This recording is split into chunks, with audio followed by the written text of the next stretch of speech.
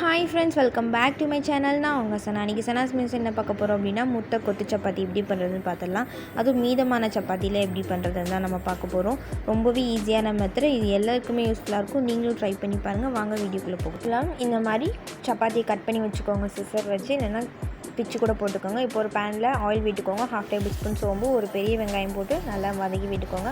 ஒரு தக்காளி, ஒரு பச்சை மிளகாய் கீரி போட்டிருக்கேன். தேவையான அளவு உப்பு போட்டுக்கோங்க. நல்லா வதக்குனதுக்கப்புறமா 1/2 டேபிள் ஸ்பூன் மஞ்சள்தூள், 1/2 டேபிள் ஸ்பூன் மிளகாத்தூள் போட்டு ஒரு முட்டை உடச்சி ஊற்றி நல்லா கிளறி விட்டுக்கோங்க. இப்போ நம்ம பிச்சு வச்சு இந்த சப்பாத்தியை போட்டு கருவேப்பிலை கொத்தமல்லி தூவி இறக்குறீங்கன்னா முட்டை கொத்து சப்பாத்தி ரெடி.